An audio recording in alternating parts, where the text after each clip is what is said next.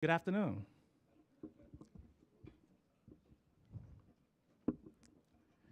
Once again, thank you for coming out. Uh, we have people still coming in, but we're going to get the program started right away. For those of you who are new to the Office of Africana Studies, let me once again welcome you and tell you my name is Dr. James Conyers. I'm director of the Office of Africana Studies. And the Office of Africana Studies has a long history here at Kane University. We've been in existence since 1987. And we have some wonderful programs that we do throughout the year. But what's most important, and I didn't mention this before, is that the Office of Africana Studies now has a academic minor. So if any of you who are interested in having a minor in Africana Studies, please come by the Office of Africana Studies and talk with us and sign up for that minor. That's very important. And at a certain point in time, we'll begin working on the major. But right now, we have that minor, and we want you in it. So just keep that in mind, okay? And that minor, the academic minor, goes along with any other program that you have here at Kane University. And we'll tell you all about it, give you all the details, tell you what the requirements are, and hopefully you'll be interested in the study of African people. So with that being said, let's get the program going. Once again, thank you for coming out to the Office of Africana Studies annual tribute to the life and legacy of Dr. Martin Luther King. We think that it is most fitting that we also include and pay homage to the life of his life partner, the late Coretta Scott King, who in her own way played an important role in the civil rights movement and its aftermath. In this way, and in true African tradition, we maintain balance between the male and female principle. Dr. King is arguably the most influential and best-known civil rights activist of the second half of the 20th century. Born January 15, 1929, King became the foremost symbol of the civil rights movement and nonviolent protests. He is best remembered for his words in Letter from a Birmingham Jail and his I Have a Dream speech. Dr. King was assassinated on April 4, 1968 in Memphis, Tennessee. Let us honor their memory and say thank you to both Martin and Coretta. Today we have a very special guest, and we're going to get right into the program. Our special guest and special speaker today is the Reverend Eddie E. Aikens. Reverend Aikens is a native of Linden, New Jersey, raised by his grandparents. After graduating from Linden High School, he served our country in the U.S. Air Force during the Vietnam War, received numerous distinguished awards and medals. He pursued a career as a certified licensed optician from Camden County Community College, became a business proprietor for E. Aikens Optician for 22 years in Elizabeth, New Jersey. Reverend Aikens was called to the ministry Reverend Aikens was called to minister the gospel in 1989. He served at first Mount Zion Baptist Church in Newark, New Jersey as an outreach minister. Reverend Aikens enrolled in the United Bible College and Seminary to obtain a bachelor's degree in theology and a master's degree in religious education. Currently, he is the pastor of Mount Moriah Missionary Baptist Church in Cliffwood Beach, New Jersey. He resides in Plainfield, New Jersey with his wife, Sheila, for 50 years of marriage. They have 3 children and 6 grandchildren. And by the way, he is the father of my administrative assistant, Miss Licia Aikens, who's outside right now. So without further ado, please welcome our guest speaker, the Reverend Eddie Aikens. God bless.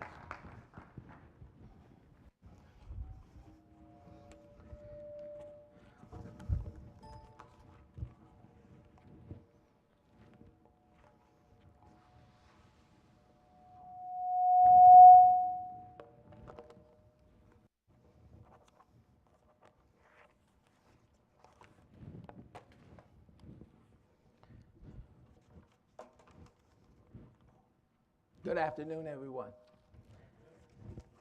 I would like first to give my gratitude and appreciation to the Kane University and to the university president, Dr. Ferrari, to the director of African Study program, Brother James Connors, and to the administrative assistant of African Studies program, Lisa Aikens, which he has already told you that that is my daughter, for giving me this opportunity.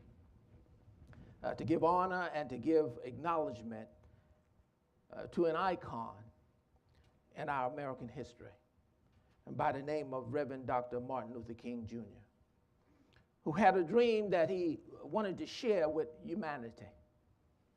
On August the 28th, 1963, on the steps of Lincoln Memorial in Washington, D.C., he spoke these words: "Let us not wallow in the valley of despair. I say to you today, my friends, so even though we face the difficulties of today and tomorrow, I still have a dream. And there's a dream deeply rooted in the American dream. I have a dream that one day this nation will rise up and live out the true meaning of its creed. We hold these truths to be self-evident, that all men are created equal. I have a dream that one day on the red hills of Georgia, the sons of former slaves and sons of former slave owners will be able to sit down together at the table of brotherhood. I have a dream.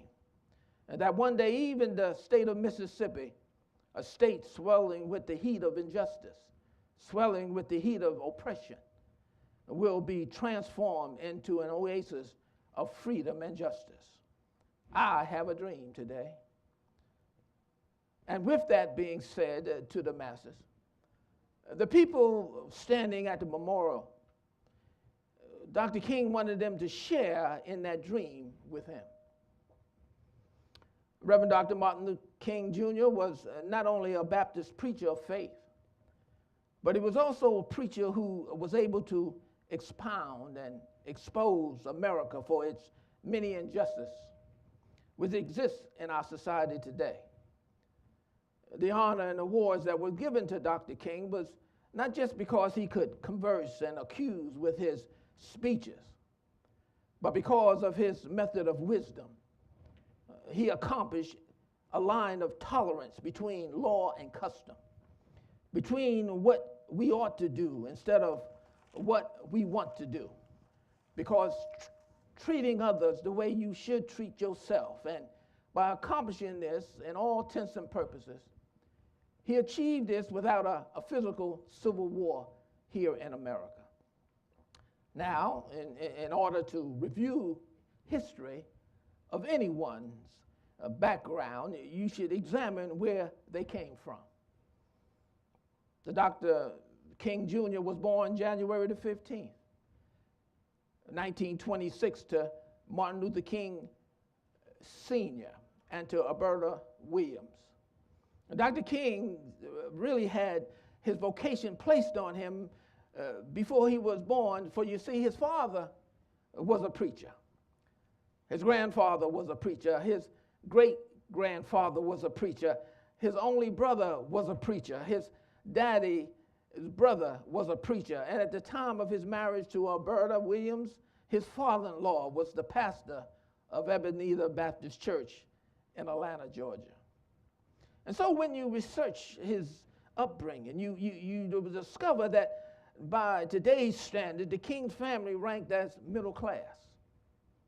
His neighborhood had a minimum of crime, and most of his neighbors was deeply religious.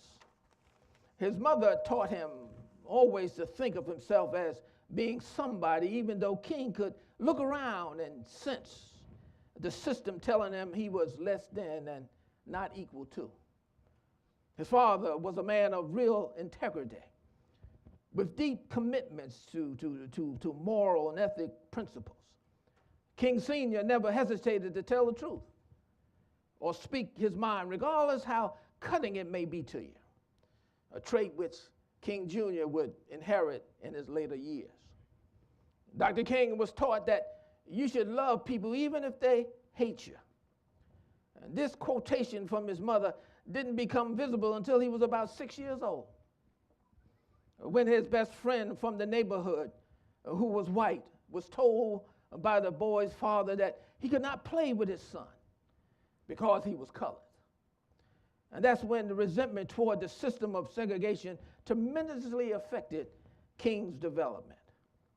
And Dr. King's parents felt Junior's pain after he told them all what had happened. And they sat him down and discussed some of the tragedies that had resulted from the problem and some of the insults that they themselves had to confront with on account of segregation. Dr. King became greatly shocked with their confession, and from that moment on, he was determined to hate every white person. His eyes was now open to every direction of segregation. And as a teenager, he couldn't go swimming at any of the public pools or parks, the stores downtown. He couldn't eat at the lunch counter. He couldn't attend any of the movie theaters in town. And it didn't matter if there were no one on the public bus. You being of color, you had to go to the back of the bus to sit down or stand up over an empty seat marked for white only. And with this attitude and with this reality, Dr. King had no interest in becoming a preacher. For a lot of people don't realize he really loved to play the violin, and he had developed a listening for opera. But as fate would have it, Dr. King won an oratorial, or as the uneducated would say, a speaking contest in grade school, and he named it The Negro and the Constitution, upon which, after writing it, it stirred his spirit to fight for injustice in our society.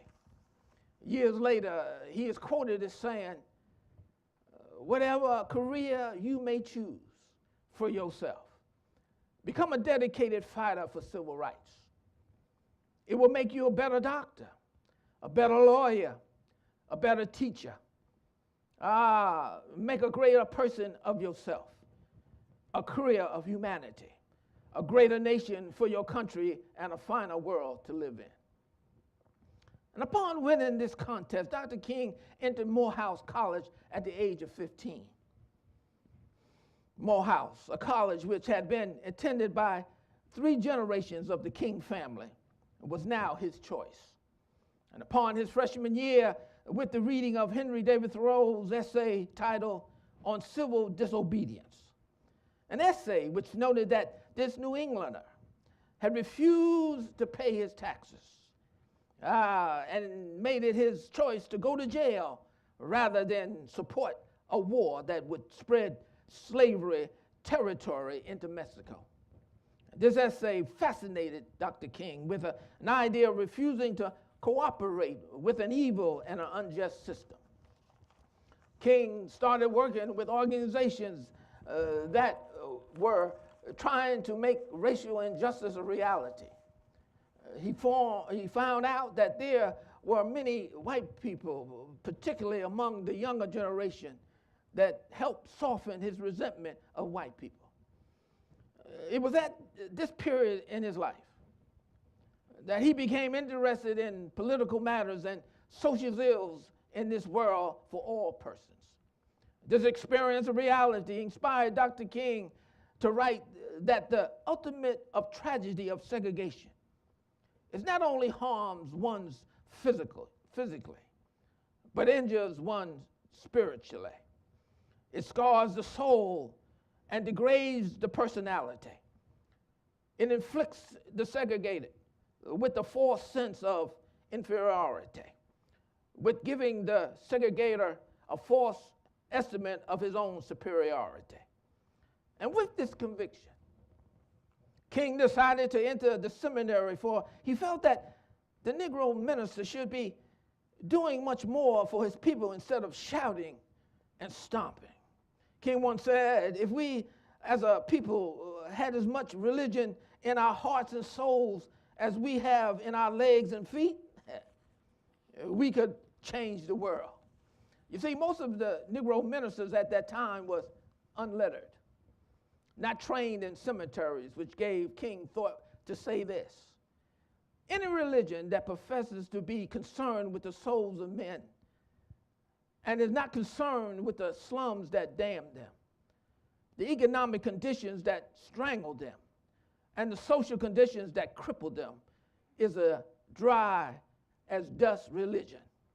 And so at the age of 19, he entered Crozer Seminary in Chester, Pennsylvania, to start a serious study of social and ethic theories in quest for a method of eliminating social evils.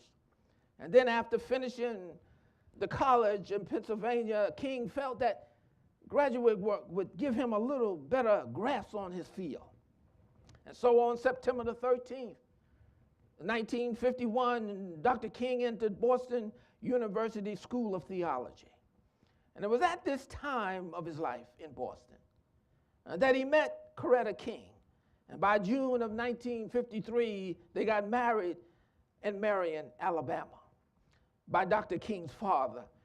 And from this union, they had 4 children.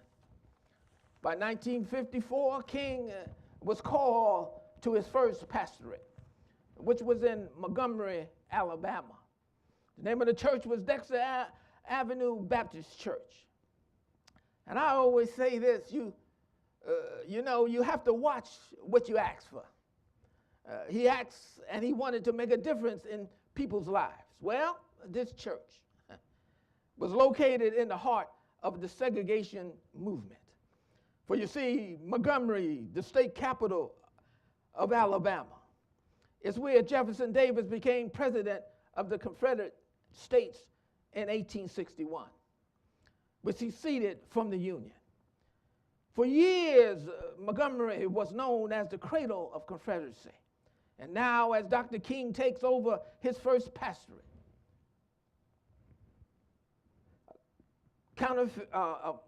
Confederacy flag is still flying over the state capitol building. And as fate would have it, Rosa Parks in the same town is arrested and is in violation of refusing to move her seat on a city bus. And it was also in Montgomery that Dr. King met his sidekick, Dr. Ralph Abernathy, who was a minister at First Baptist Church, and together with another minister, Reverend L. Roy Bennett, who was president of Montgomery's Interdenominational Alliance and also minister of Mount Zion AME Church. Together, they presented the proposal that Negro citizens of Montgomery would boycott the city buses. And when asked of Dr. King later, was he trying to run the bus company out of business with the boycott? King gently said, no. Our concern was not to put the bus company out of business, but put justice in business.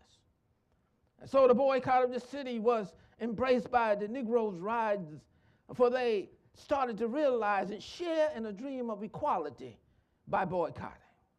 And after many forms of harassment from the city officials, harassment from the bus company, harassment from the Ku Klux Klan, and from the good old boys, but with all of this harassment, the Negroes stayed off the buses. And on November the 13th, 1956, the Supreme Court ruled that Alabama laws concerning segregation was unconstitutional. The boycotters had won.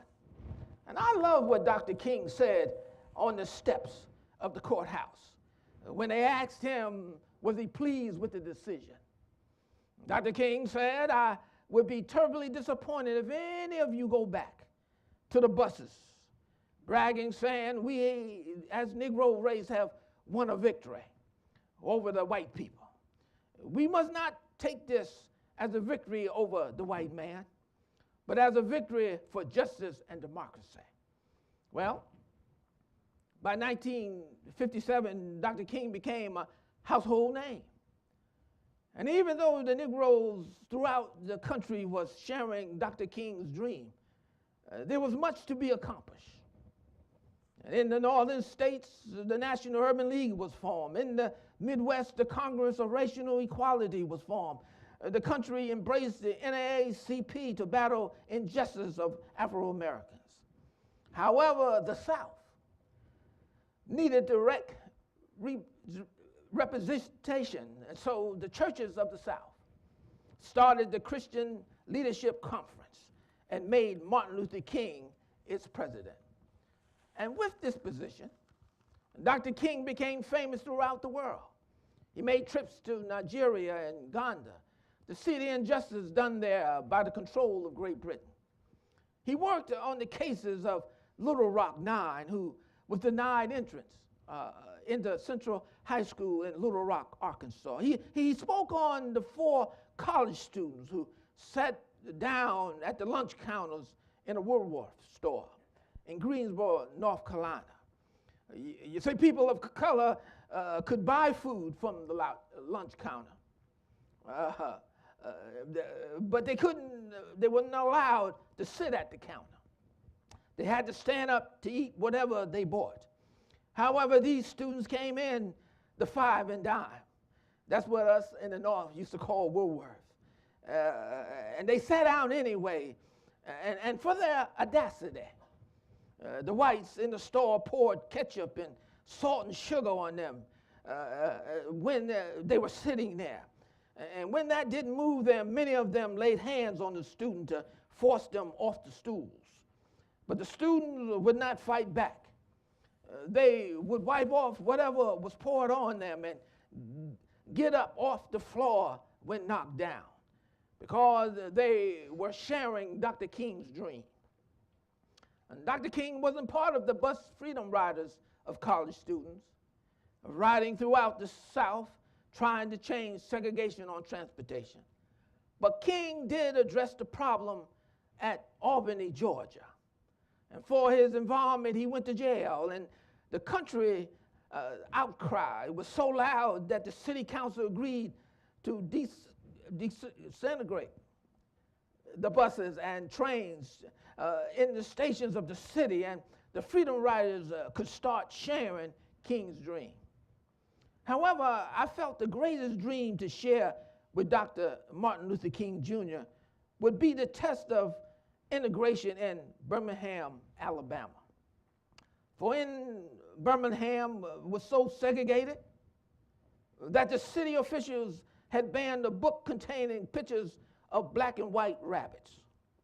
And if that wasn't enough, the city had 2 perfect villains of civil rights. They had the police commissioner, and his name was Eugene Connor, also known as Bull Connors, who promised that as long as he was in charge, there would be no integration of color. And before he said it would happen, he let blood run in the streets. And then there was the governor of Alabama, Mr. George C. Wallace, who was no joke about segregation staying the same old way. Enough to the point that he stood in a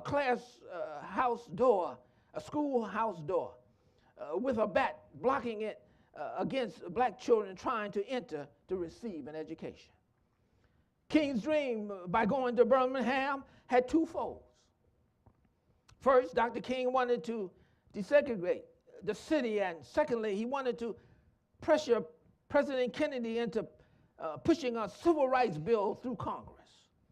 However, Dr. King and Reverend Abernathy was arrested almost immediately when they got there. King was placed in solitary confinement until President Kennedy called the city officials about the conditions of his arrest that was unconstitutional. And after Dr. King and Reverend Abernathy was released from jail, they made their first march into downtown Birmingham, mostly made up of children. And on that day, 950 children was arrested. The next day, 1,000 children showed up. But this time, Bull Connors surprised them by blocking the street with firefighters, holding water hoses, and policemen struggling to hold back barking police dogs, and policemen on horses wielding nightsticks. They sprayed the children, they beat the children, and they tore off the marchers' clothes. They had the dogs attack and bite the marchers.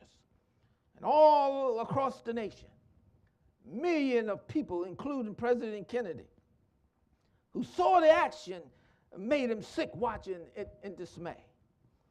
And 2 days later, 1,000 more gathered at the bridge to march into the city. Only this time, when they reached the line of police and firefighters, they knelt down to pray. Reverend Charles who was leading the march stood up and spoke to the police officers, and he said, "We are not turning back. We haven't done anything wrong, and all we want is our freedom. You can do whatever you want to us, but we will not retreat. We're not going back." And with that being said, the marchers rose and began to move forward, for the marchers were sharing a dream with Dr. King. They got up and moved forward. Bill Connors started yelling, "Turn on the hoses." But the firefighters just stood there. Bill Connors yelled again, "Turn loose the dogs." But the police held onto the dogs. Just like the Red Sea parted to let Moses and the Israelites through, the people that was holding the line parted to let the marchers through. And King later wrote, "People often hate each other because they fear each other. They fear each other because they do not know each other. They do not know each other because they cannot communicate. They cannot communicate because they are separate." And so as Dr. King went on to continue his fight for human rights, and by doing so received in 1963 Times Magazine Person of the Year. 1964, he received the Nobel Peace Prize. 1977, the Presidential Medal of Freedom. In the year 2004, the Congressional Gold Medal. King went on to fight racism and human injustices from New York to Chicago, to Los Angeles, from the shores of Africa to the inlands of Vietnam. He was assassinated by James Earl Ray on April the 4th, 1968 in Memphis, Tennessee, trying to help the garbage collectors receive a decent wage and a right to form a union at the age of 39. However, I believe the highlight of his life was his march on Washington, D.C. On August the 28th, 1963, that got the nation's attention. More than 250,000 people from all walks of life, all races, creeds, and religions gathered together to support a dream that Dr. King had visualized. The speech contained 1,667 words and had 27 paragraphs. And in the 19th paragraph, Dr. King opened his voice and shouted, "I have a dream that my 4 little children will one day live in a nation where they will not be judged by the color of their skin, but by the content of their character. I have a dream today. I have a dream that one day every valley shall be exalted, and every hill and mountain shall be made low. The rough places will be made plain, and the crooked places will be made straight, and the glory of the Lord shall be revealed, and all flesh shall see it together." And as he ends his speech, he winds it up with, "Let freedom ring. From the hills of New Hampshire, from the mighty mountains of New York, let freedom ring. From the Lookout Mountains of Tennessee, from the molehills of Mississippi, let freedom ring." And when this happens, when we allow freedom to ring, when we let it ring from every valley, from every village and every hamlet, from every state and from every city, we will be able to speed up that day when all of God's children, black men and white men, Jews and Gentiles, Protestants and Catholics, will be able to join hands and sing in the words of the old Negro spiritual, "Free at last, free at last. Thank God Almighty, we free at last." Thank you.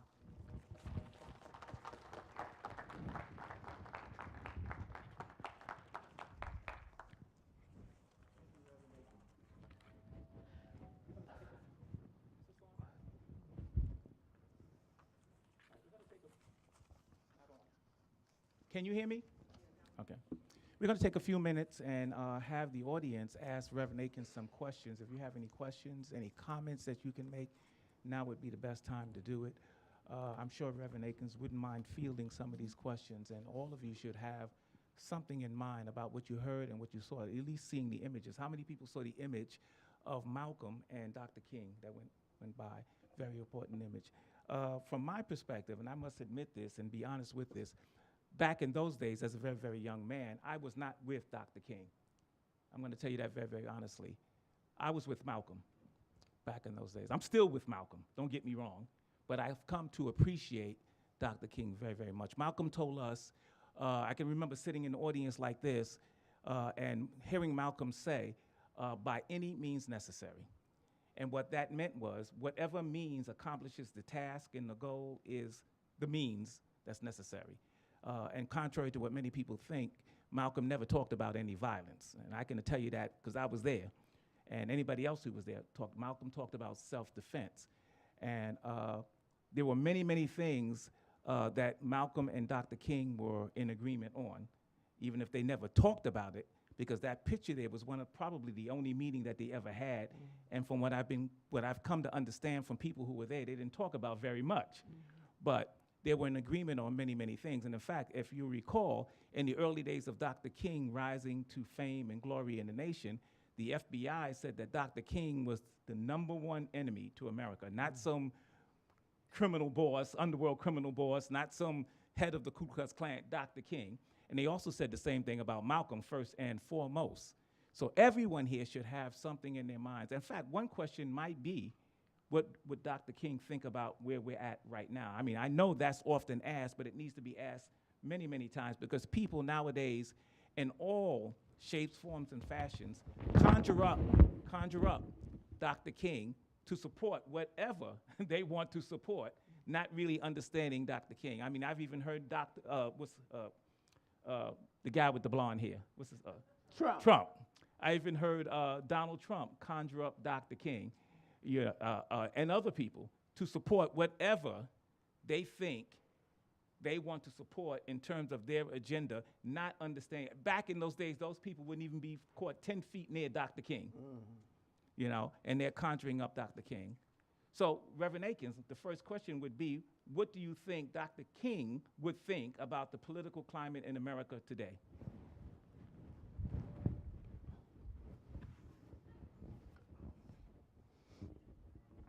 Before I answer that question, I just wanted to elaborate on Brother James' comment on sides of choice as far as Malcolm X and Martin Luther King Jr. I'm a little older than Brother James. I'm older than you. And my generation was the first generation where that finished high school. If you finish high school before my generation, in other words, if you were born in the 30s and you finished high school, it would be the same equivalent as a bachelor's degree today. And so in the 40s, which we call the baby boomers when we were born, and we finished high school, and even though we did not have black history in school, we were game enough to find out where we came from, what our worth was, and so forth and so on. Our parents, in turn, were subject to segregation totally from the north to the south. They only talk about segregation in the south. But segregation was widespread in the north also. It was just done in a more subtle way. I say that to say this, is that when we call ourselves as high school graduates and being able to read and to reason and know what the Constitution say, we fought our parents and our grandparents. We fought them tooth and nail, mostly more than we did the oppressor at that particular time.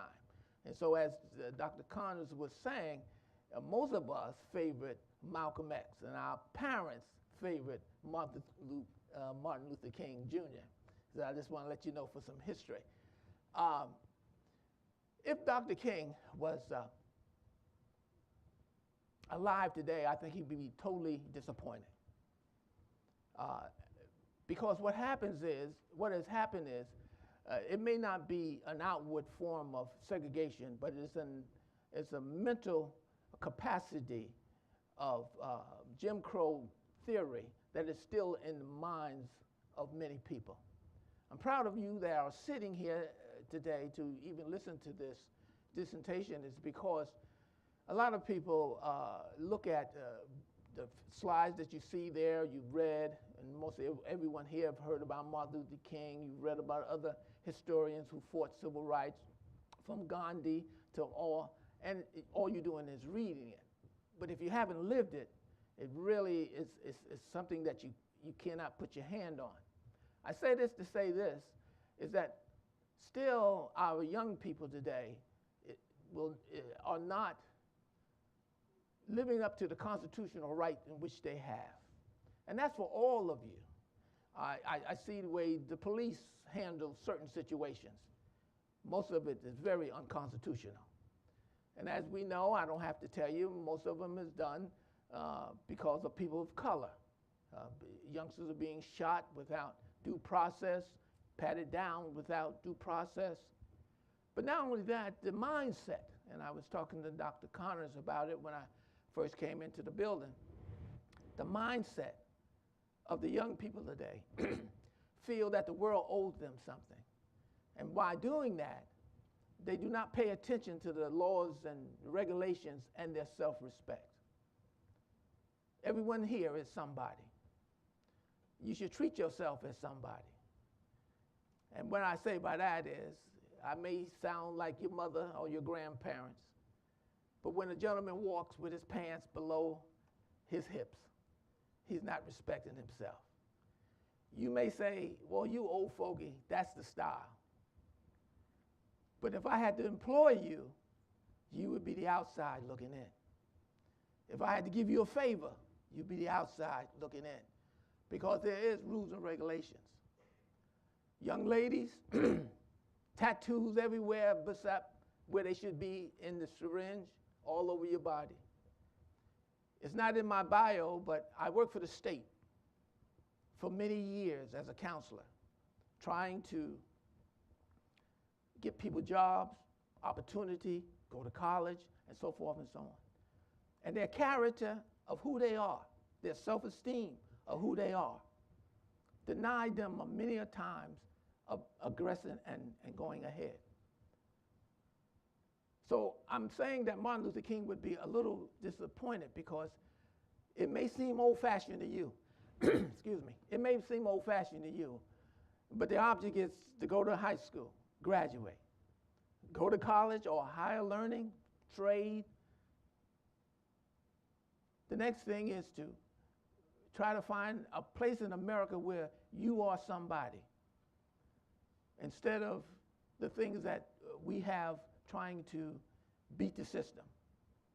And so as you as students of, and I'm pretty sure that you are interested in Africana studies, it's not just about your color. It's about a people that need to understand, and not to get religious, but God has planned that we all live together and share together. But we are the only ones that can keep that from happening. And so Martin Luther King would be a little bit disappointed because we're not doing the things that he wants us to do. He has opened doors. He's opened colleges for us. He's opened, you can walk into a store and buy anything you want. I remember when I was coming up, my wife went into the phone company in Elizabeth, New Jersey. Not Alabama, not Mississippi, not Little Rock, but Elizabeth, New Jersey. And they told her at the door, we do not hire colored people. That you have a law against that today. And when I tried to send, when I worked for the employment office, when I tried to send a person of color to the telephone company, the first thing they wanted to know is, how much do I get paid? Do you hear what I'm saying? The object is to get your foot in the door, and you can always move on. But the point is that it's not about money, it's about self-respect, that you're a part of America. And I think that's what Dr. King would want you to do, be part of America. He didn't say that you had to kiss everybody, that you hug everybody, but be a part of America. And as we have today, we're not doing that, being part of America. Is there any other questions?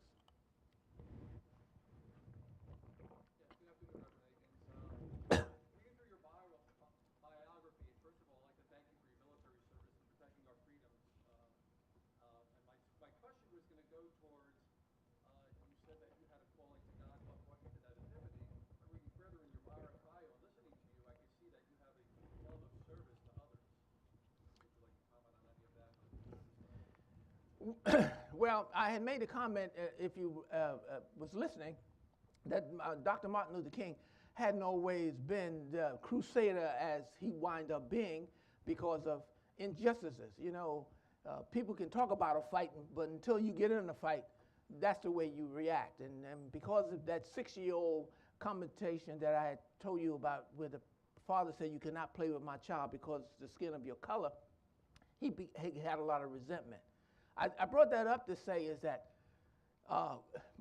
if you were born a baby boomer, most people of color had that same feeling, and that's the reason why Brother Connors is saying we backed Malcolm X, because we were tired of saying yes sir and no sir to other people besides our parents, because we had to say that to our parents. But we was tired of going places and wondering how we were going to be received by the skin of our color. Every time we go someplace, regardless of how our parents had taught us, we were always conscious. It brings on a lot of stress.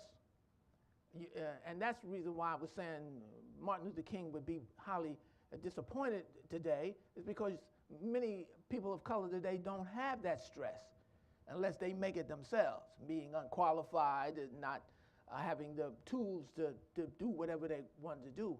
We could have the tools and still be denied whatever accomplishments we wanted to do.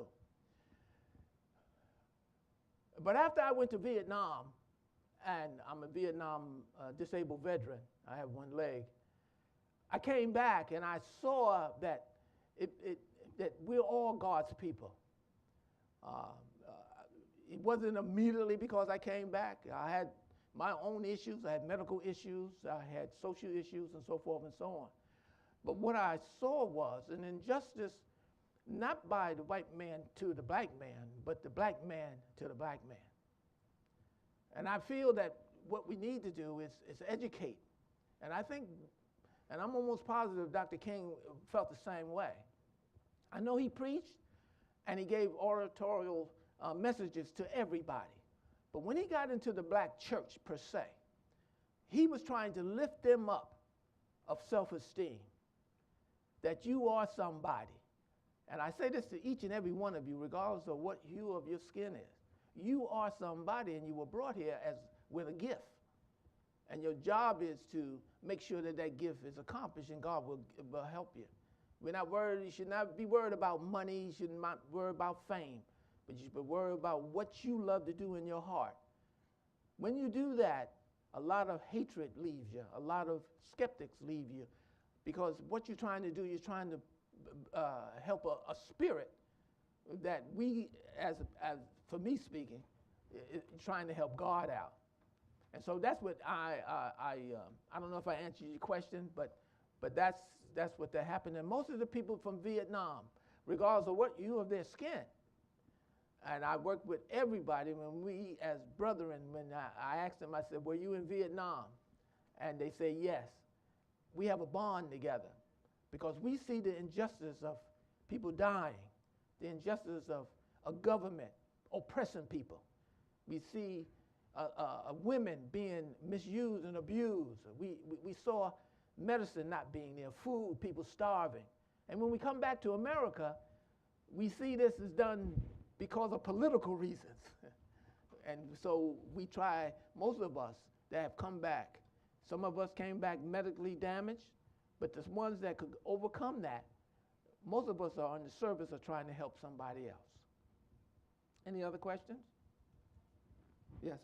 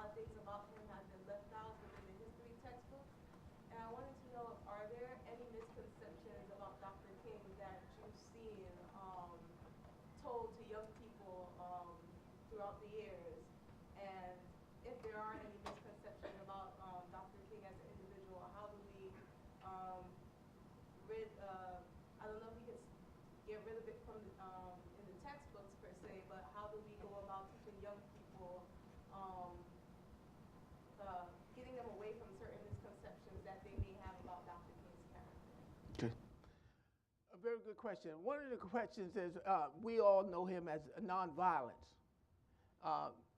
Nonviolence comes in a whole different type of ranges. Nonviolence probably to you is mean that because you shoot at me, I won't shoot back at you. Well, again, Dr. James Conner had said that Malcolm X had said any means necessary. And so we take that to the point of, if you shoot at me, I'll shoot back at you. But either person at that particular time really believed in violence because the people that they were talking to could not defend themselves.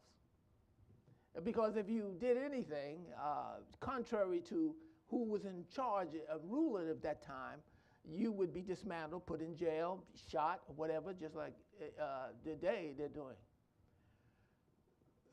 My thing about Dr. King is that he did have a private life.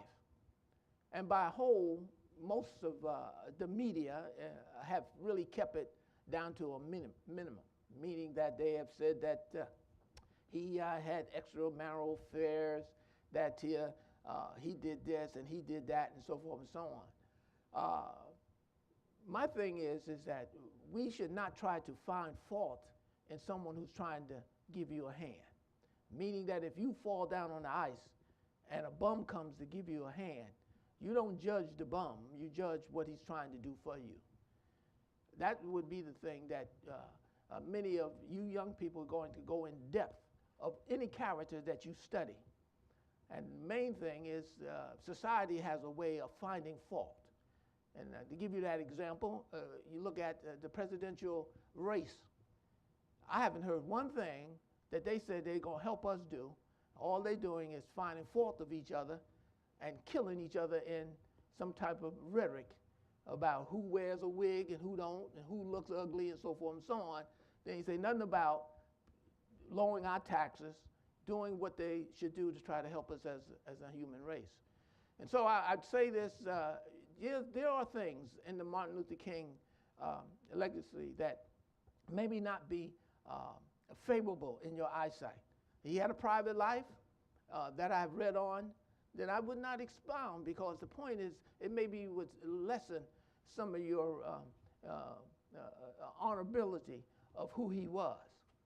But the main thing is, remember this, you were not brought here from the spirit of whoever you worship to have boats, planes, and cars. You were here to help somebody else. That's the reason why you're here on the face of the earth. Because it's better to give than receive. And one of the best things that the spirit of all religions, I wouldn't care if it's Catholic, Jewish, or Muslim, they always say when you help your brother, you help yourself. And so let's not look on any of the private life. He had a private life that the FBI and the CIA was trying to damage him with. He never stayed home with his children because he was always on the road. Colorado Scott, God bless her soul, raised those children really by herself. That's not what I call being a father. But the other things of going across the bridge, going to Tennessee, the March on Washington, so forth and so on, outweighs a lot of those things, because the thing is that nobody's perfect. And we can always find fault. But don't look for the fault. Look for the increase. I hope I answered your question. Anything else?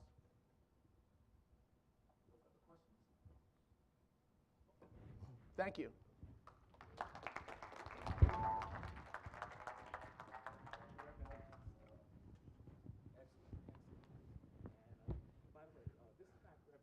First time he's been here before, and he'll be back again. And hopefully he'll come out on the 9th, because we're going to have, the university is having a ceremony to honor Dr. King, because Dr. King did come to Kane University. It was then called Kane College, Kane Teachers College. Right. At the time, I think. No, Newark State. I'm sorry. Yeah, see, I told you I was older than you. Well, I'm still going to say maybe. I'm a baby boomer too. Okay. So hopefully you'll come out for that. Vice President Murray will be a part of that. I will be a part of that, and many other faculty and students will be a part of that. Once again, I'd like to thank all of you for coming out today. Please come out to our other events. All of the events that we put on are for you. All right? So we're going to have a whole plethora of events coming up in February, including one thing that Vice President Murray is going to help me advertise, but I'm going to mention it again, and I hope all of you will come out that evening. February 24th, I believe it's a Wednesday evening, right here in the Little Theater. We're going to have a very, very special concert. We're calling it the Concert for Understanding. And it's going to be a jazz concert, but it's going to be more than a jazz concert. We're going to have an open mic where some of you can come and do some poetry to live music. You know, we'd like to audition some of you to see what you're going to say, and we're going to let you know everything about that. And I'm sure some of you will like that. As long as the poetry is positive, we don't care what it is, okay? As long as it makes a positive contribution to Kane University and to our society and to humanity, it doesn't matter what it is. And beyond that, I'm going to introduce you to all of the musicians, many of whom I grew up with. I used to be a musician myself back in my younger days. I was a trumpet player. I mentioned this earlier on, and took lessons from Miles Davis and other people. So Renee McLean, who's the son of a world-famous alto saxophonist, the great legendary Jackie McLean, who was a protege of Charlie Parker, will be here with his septet, and we're just going to have a good time. So that's one of many, many things, and I want this audience to be packed with folks, all right? And so if you like jazz, please come out. But it's also going to be jazz. It's going to be spoken word. It's going to be a whole host of things that you can participate. And you can even come up here and do a little dance if you want to. I don't mind that. You know, if you want to shake your booty a little bit, that's fine too. You know, we do that too to jazz. So all of that's there. So once again, thank you for coming out. Please check outside. We may have the flyers out there. If not, look around the university. Check the plasma boards for our flyers of upcoming events. And please come out on the 9th, which is, what, a week away from now, something like that. Come out on the 9th for our ceremony. I believe it's in the gym. It's in the Angola gym. Please come out for that. And finally, for all of the students in my ancient Egyptian language course, once again, let me just mention this and end with this. We're going to be moving at light speed on Monday, so make sure that you bring your 3x5 cards and be prepared to move very, very quickly to make up for the 2 days that we lost this week, okay? Thank you so much. See you then. Yeah. Oh, one announcement, yes. Okay. Yeah. Dr. Toby's class, please make sure you sign out. There are 2 sheets outside. All right. And please forgive me, some of the people got here late. I didn't introduce Vice President Murray. I didn't introduce the Chair of Public Administration, Morgan Laurie. But please just forgive me. It's been one of those times, you know, so, okay. Thank you so much. And